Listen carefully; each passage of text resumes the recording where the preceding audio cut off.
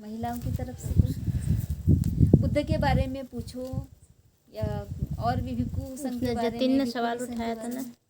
हाँ? बुद्ध के बाद सानिया का नाम पता नहीं क्यों मुझे जल्दी नहीं आ रहा। तो बाबा साहेब का जो 22 प्रतिज्ञा है, 22 प्रतिज्ञा जो दी है। अभी आप बहुत छोटे बच्चे हैं ना, रुकिए ना, बड़े बच्चे का नंबर है। हाँ, सानिया ने सुबह हमसे एक सवाल किया था, हम उसका जवाब देते हैं। अभी तो किताब में पढ़ा होगा तो बहुत सारा पता भी चल गया होगा, है ना, लेकिन सबको जानना होगा क्योंकि तुम्हारा सवाल शायद सबके मन में हो। इन्होंने एक सवाल किया था कि बुद्ध के बारे में एक कहानी बताई जाती है। बुद्ध के बारे में लोग बोलते हैं लेकिन वो कहानी सिद्धार्थ गौतम की है ना। बुद्ध से होने से पहले वो सिद्धार्थ गौतम थे, है ना। ये कहते हैं कि 29 साल की उम्र तक उन्होंने कोई दुख नहीं देखा था। सुना आपने ऐसा कहानी? महल से बाहर निकले ही नहीं थे। हाँ, वो महल से बाहर निकले ही नहीं थे, इसलिए उन्होंने कोई दुख नहीं देखा था। फिर अचानक 29वें वर्ष में उन्होंने 4 दृश्य देखे। 4 दृश्य देखे। एक क्या देखा? बीमारी का, एक बीमार व्यक्ति को देखा, गरीब व्यक्ति को, और एक मृत व्यक्ति को देखा, और बूढ़ा एक बूढ़े व्यक्ति को देखा। बीमार बूढ़ा मृत और सन्यासी। बीमार बूढ़ा और मृत व्यक्ति, शव मरा हुआ शव देखा, मैंने शव यात्रा देखी। और चौथा एक सन्यासी देखा, पेड़ के नीचे बैठे हुए। ये अचानक से 29वें वर्ष में देखा और उन्हें संसार से विरक्ति हो गई, इसलिए उन्होंने घर छोड़ दिया, इसलिए वो सन्यासी बन गए। ये कहानी हमें सुनाई जाती रही है, किताबों में भी कई जगहों पर यही कहानी बताई जाती है, जो सरासर झूठ है। ये बिल्कुल सच नहीं है। इसके ऊपर बाबा साहब आम्बेडकर ने बुद्ध और उनका धम्म में प्रश्न उठाए। बुद्ध और धम्म मालूम है ना? बुद्ध और उनका धम्म बाबा साहब की लिखी हुई किताब कितने लोगों को मालूम है यहाँ पर? मतलब बाकी लोगों को नहीं मालूम, 4 ही लोगों को मालूम है, आपको भी मालूम है। बुद्ध और उनका धम्म ये बाबा साहब द्वारा लिखी हुई किताब है। उसमें उन्होंने ये सवाल उठाए हैं कि ऐसा कैसे हो सकता है कि 29 वर्ष की उम्र तक सिद्धार्थ गौतम ने ना कोई बूढ़ा देखा हो, ना कोई बीमार देखा हो, ना कोई शव देखा हो, ना सन्यासी देखा हो। ये हो ही नहीं सकता। तो उसको गलत साबित करने के लिए उन्होंने कई उदाहरण दिए हैं। हम देखते हैं कि उनके खुद के परिवार में सिद्धार्थ गौतम ये बहुत देरी से पैदा हुए, कई वर्षों बाद, यानी राजा शुद्धोधन को औलाद ही नहीं हुई थी। इसका मतलब उनकी उम्र कितनी होगी? ज़्यादा ही होगी। फिर उनके राज्य में, उनके महल में काम करने वाले, अगर सिद्धार्थ महल में रहते हैं तो महल में काम करने वाले लोग क्या बूढ़े नहीं थे? क्या बीमार नहीं पड़ते थे? क्या ये संभव है कि महल में सारे जवान ही लोग रहे होंगे? उनके खुद के रिलेटिव्स जो थे, रिश्तेदार जो थे, उनके पिता के 4 भाई थे, 3 भाई थे, वो भी तो बूढ़े होंगे और हमेशा बीमार। अब महामाया जिन्होंने उनको जन्म दिया था वो 7 दिन में ही बीमार हो गई थी और चल बसी थी। तो महामाया अगर बीमार हो सकती है, मर सकती है, तो और भी लोग होते होंगे। और भी बहुत सारे उदाहरण हैं। जैसे आपने कहानी सुनी होगी कि सिद्धार्थ जब छोटे थे और एक बगीचे में खेल रहे थे तो उनके सामने एक पक्षी आकर गिरा जिसके शरीर में बाण लगा था। ये कहानी सुनी है आपने? सुनी है ना कुछ लोगों ने? तो उन्होंने उस पक्षी को उठाया, उसका तीर निकाला, उस पर मलहम पट्टी की, उसे खिलाया पिलाया। इससे क्या साबित होता है कि जो दुख है वो जानते थे। बचपन में ही उन्होंने उस पक्षी को तड़पते हुए देखा ना, जिसको तीर लगा था। पक्षी को जख्मी हालत में देखना दुख है ना, पक्षी को दुख हो रहा था ना, दर्द हो रहा था, इसका मतलब बचपन में देखा और बगीचे में जाते थे। दूसरी एक घटना है, 10 साल की उम्र में सिद्धार्थ गौतम अपने पिता के साथ खेतों में गए थे। उस समय में एक त्यौहार मनाया जाता था, जैसे आपके इधर भी होता होगा कि जो जमीन नांगरते हैं ना, गुजराती में क्या कहते, जोतते हैं, है ना, वो मिट्टी ऊपर नीचे करते हैं, उसको भूमिकर्षण कहते हैं। तो वो जब होता था तो उसको एक त्यौहार की तरह मनाया जाता था, तो उसमें वो शामिल होने गए थे, क्योंकि बहुत ज़मीन थी राजा शुद्धोधन के पास में। त्यौहार नहीं, उत्सव। हाँ, उत्सव। तो वहाँ उन्होंने देखा था कि जो ज़मीन पर काम कर रहे हैं मजदूर लोग, उनको बड़ा कष्ट हो रहा है। तपती दोपहरी में उनके शरीर पर कपड़ा नहीं है, तांबे जैसा उनका शरीर हो रहा है सूरज के ताप से, और पसीना बह रहा है। क्या ये दुख नहीं है? दुख है या नहीं? धूप लग रही है मजदूर को, उसके बदन पर कपड़ा नहीं है और पसीना बह रहा है, और वो काम कर रहा है खेत में, और जो मालिक है जो उनसे काम करवा रहे हैं वो उनके साथ सम्मान से बात नहीं करते। क्योंकि खेत में काम करने वाले कौन होते हैं? मजदूर, है ना। और मजदूरों के साथ में काम करवाने वाला सम्मान से बात करता है क्या? कैसे बात करते हैं? चलो जल्दी जल्दी हाथ चलाओ, वहाँ से बात करते कभी कभी गाली भी दे देते, हैं। है ना, चिल्लाकर, डांटकर, डराकर। वो डरते हैं, उनकी डांट से बचने के लिए फिर वो जल्दी जल्दी काम करते हैं। ये एक दुख हुआ, मनुष्य का ही दुख है ना ये, कि कोई काम करवा रहा है, जो करवा रहा है उसकी भाषा कैसी है, जो काम कर रहा है वो कैसा डरा हुआ है, उसको कितनी गर्मी हो रही है, ये भी दुख है। फिर देखते हैं कि जो हल चला रहे हैं उससे क्या हो रहा है कि ज़मीन में से कुछ कीड़े निकलते हैं, है ना, जिसे आप क्या कहते हैं? केचुली बोलते, क्या बोलते हैं? केचुए। केचुए, केचुए ना, हाँ केचुए है ना, छोटे छोटे होते हैं जो ज़मीन को पोखरते हैं, है ना, वो निकल रहे हैं। हाँ, वो कीड़े होते हैं ना जो मिट्टी को मुलायम करते हैं। हाँ, तो वो बाहर निकलते हैं, लेकिन उससे क्या होता है, जो हल चल रहा होता है उससे वो कटते भी हैं, कटते हैं ना, कटते हैं, मरते हैं। मतलब कोई जीव है ना, वो भी एक जीव है, वो भी कट रहा है, मर रहा है। तो ये भी देखा सिद्धार्थ ने, वो भी उसे पता चला। फिर थोड़ी देर बाद तीसरा दृश्य क्या देख रहे हैं कि एक चिड़िया आती है और वो कीड़ों को अपने चोंच में उठा के लेके जाती है। मतलब एक कीड़ा दूसरे जीव का क्या है? खाद्य है, आहार है, वो उठा के ले जाए। चौथा दृश्य क्या है कि चील आती है और चिड़िया को पंजे में उठाती है। बाज बोलते हैं ना, हाँ, बाज आकर चिड़िया को अपने पंजे में उठा कर लेके जाता है। मतलब चिड़िया किसका खाद्य है? बाज का। एक श्रृंखला बन रही है ना, खाने की एक कड़ी बन रही है कि हम अपने खाने के लिए क्या कर रहे हैं? खेत जोत रहे हैं, तो खेत में जो कीड़े हैं उनकी आहुति हो रही है। कीड़ा चिड़िया का खाद्य बन रहा है, चिड़िया बाज का, बाज किसी और का, है ना। ये एक खाने की श्रृंखला बन रही है। ये सारी जो प्राकृतिक क्रिया है इसमें दुख है। अपने को देखते समय कैसा लगता है? अरे वो कीड़े मर रहे हैं, संवेदना निर्माण होती है ना, दुख निर्माण होता है। अरे चिड़िया ने वो उठाया, है ना, वो तब दुख निर्माण होता है। चिड़िया को बाज ने पकड़ लिया, तब दुख निर्माण होता है। ये सारे दुखद दृश्य है जो 10 साल की उम्र में सिद्धार्थ देखते हैं। और दूसरा एक दृश्य क्या है कि मोटा ताजा तोंद वाला पुरोहित बैठा है जो हवन कर रहा है, मंत्र पढ़ रहा है।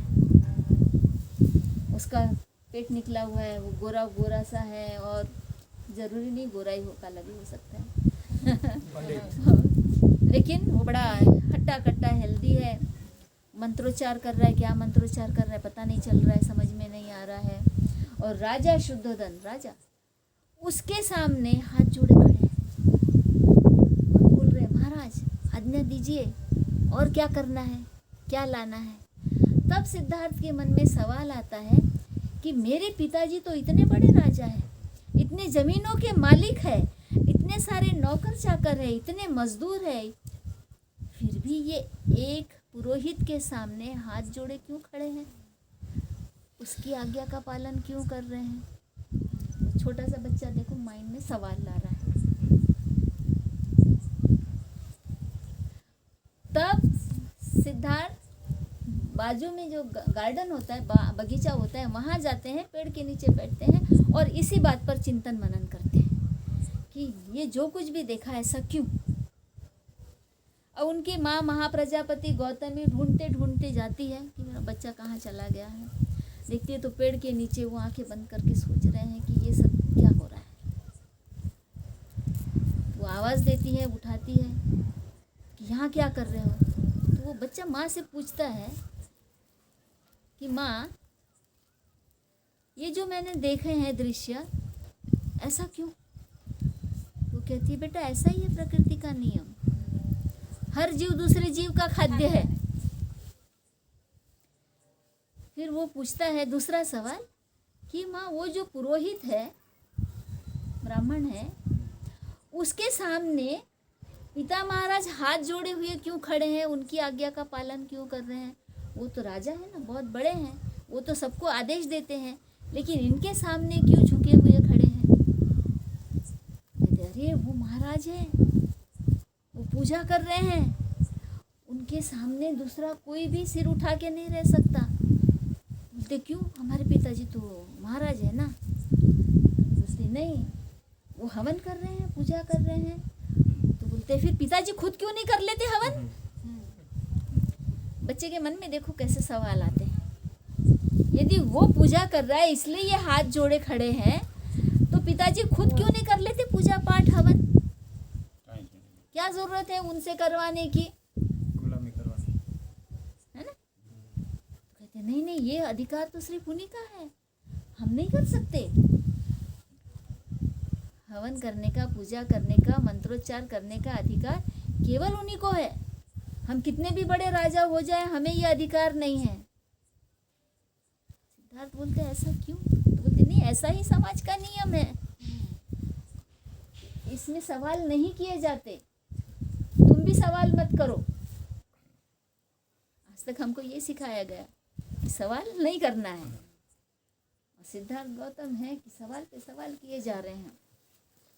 बोलते वो मंत्र क्या होता है।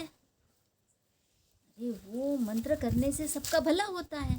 अच्छा, मंत्र बोलने से सबका भला होता है, तो फिर उनके मंत्रों ने वो कीड़ों को क्यों नहीं बचाया, वो चिड़िया को क्यों नहीं बचाया। मंत्र से बच जाते हैं। और सवाल, माँ तंग आ जाती है, क्या उत्तर दूं मैं इस बच्चे को। बोलती छोड़, ऐसे सवाल नहीं करते हैं, सब ऐसा ही होता है, और लेके जाती है। अब ये इतने सारे जो उदाहरण हुए हैं, इसमें हमें क्या पता चल रहा है। जो पुरोहित का उदाहरण दिया है उसमें एक सामाजिक वेदना छुपी हुई है ना।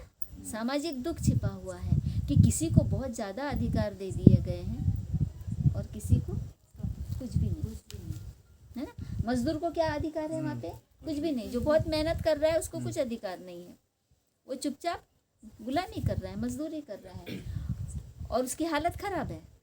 और जो बैठे बैठे मंत्रोच्चार कर रहा है, जिसको कुछ कष्ट नहीं लग रहे हैं, उसके सामने पिताजी हाथ बांधे खड़े हैं, उसको इतना सम्मान दे रहे हैं, उसके पास में सारे अधिकार हैं। तो एक सामाजिक भेदभाव, विषमता दिखाई दे रही है, और ये सामाजिक विषमता एक सबसे बड़ा दुख है। बात समझिए। सिद्धार्थ गौतम 10 वर्ष की उम्र में ये देखते देखते बड़े हो रहे हैं, तो कैसे कहेंगे हम कि सिद्धार्थ गौतम ने बचपन से दुख नहीं देखा था, या उनके बुद्धि नहीं थी, उनको समझता नहीं था कि संसार में दुख है।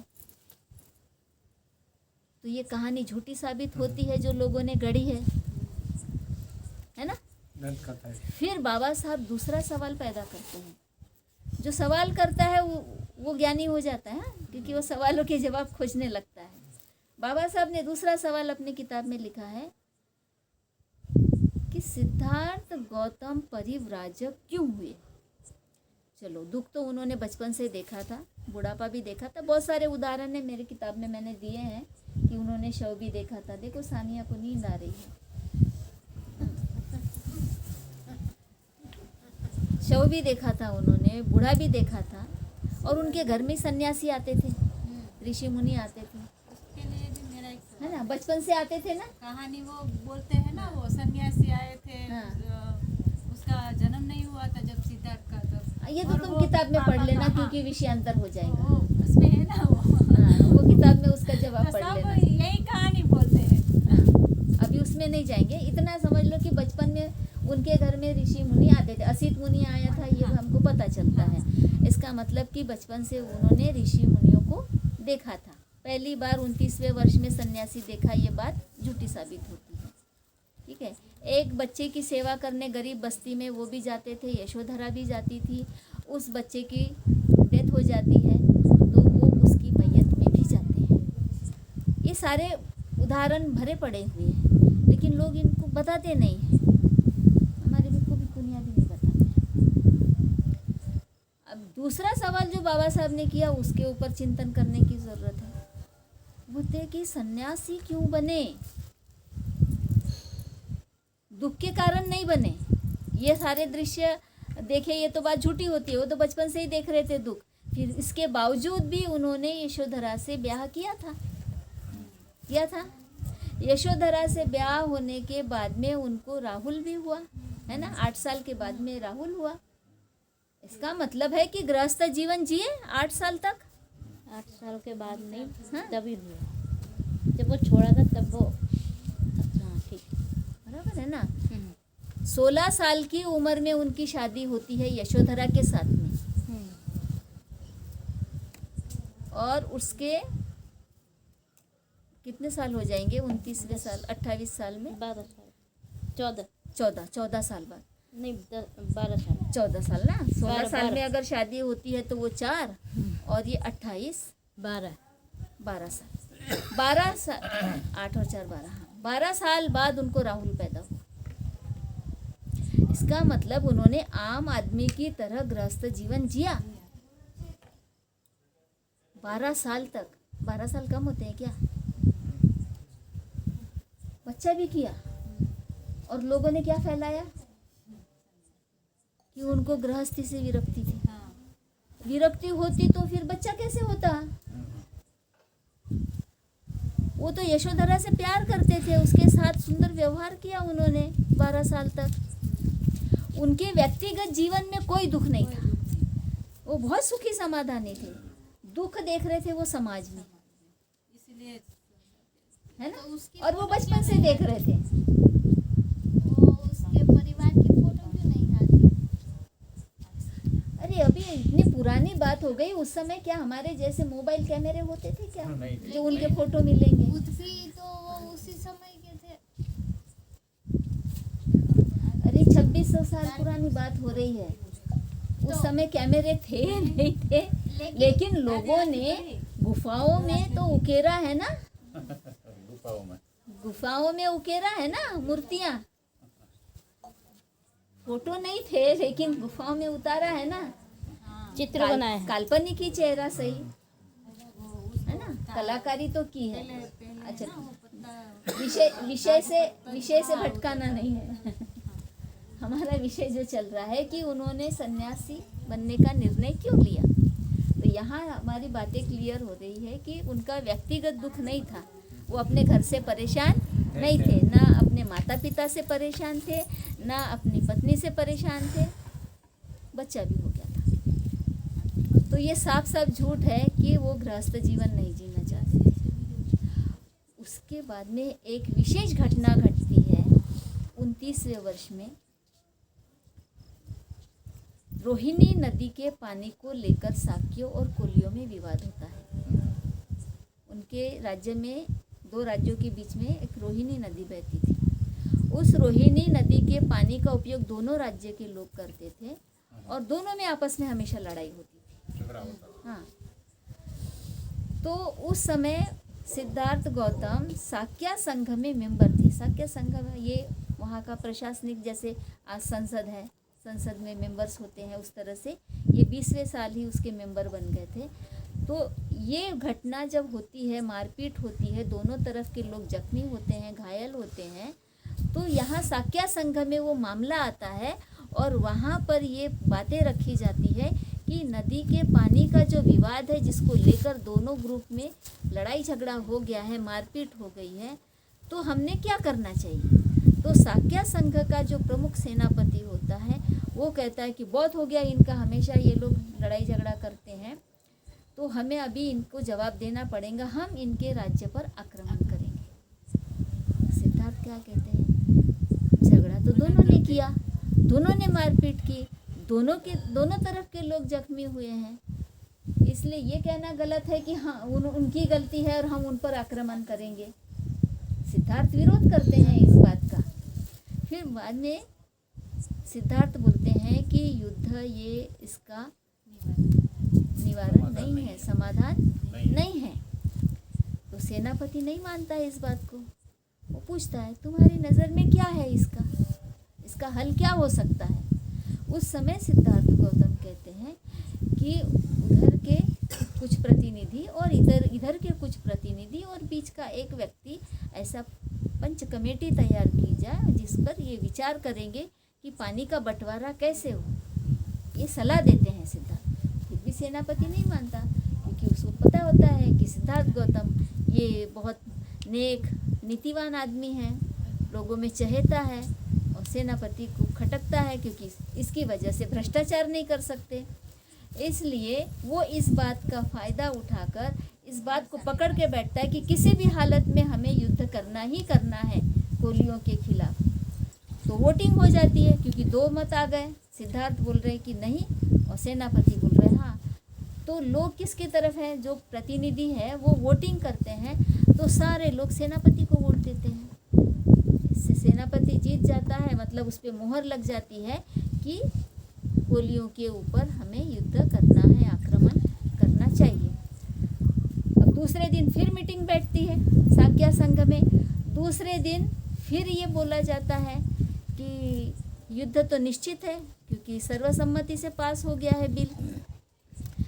तो कहते हैं कि जो 20 साल से ऊपर के हैं सबको युद्ध में भाग लेना अनिवार्य है, 20 साल से लेकर 50 साल की उम्र तक। अब सिद्धार्थ कहते हैं मैं युद्ध में भाग नहीं लूँगा। पहले क्या बोला कि युद्ध नहीं होना चाहिए, अब जब युद्ध तय हो गया है तो कह रहे हैं कि मैं युद्ध में भाग नहीं लूँगा।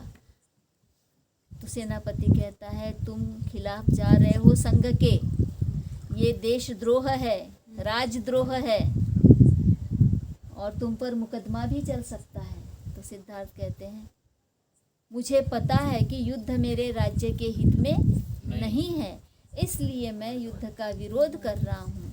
तुम्हें यदि मुझ पर मामला चलाना है तो चला सकते हो। अब तो उनके ऊपर में मामला चलता है और उस मामले का निर्णय ये लिया जाता है कि सिद्धार्थ गौतम को सजा दी जाए इस राजद्रोह के लिए। मामला समझते हैं ना, कोर्ट में जैसा मामला चलता है, तो सिद्धार्थ गौतम को सजा दी जाए। अब सब लोग सोचते हैं कि इसको क्या सजा दी जाए, तो तीन विकल्प उनके सामने रखते हैं। पहला विकल्प ये रखते हैं कि उनके पिता की सारी संपत्ति पर संघ का कब्जा हो जाए और उनको बहिष्कृत किया जाए। दूसरा विकल्प ये रखते हैं कि सिद्धार्थ गौतम युद्ध में भाग लें, और तीसरा विकल्प ये रखते हैं कि उन्हें मृत्युदंड दिया जाए। तो युद्ध तो उन्होंने पहले ही मना कर दिया युद्ध में भाग लेने से, तो वो रहा ही नहीं। 2 विकल्प बचे, तो वो कहते हैं कि मेरे माता पिता का, मेरे परिवार का तो इसमें कोई दोष नहीं है, ये तो मेरा अपना खुद का निर्णय है, तो उन्हें क्यों तुम सज़ा दोगे।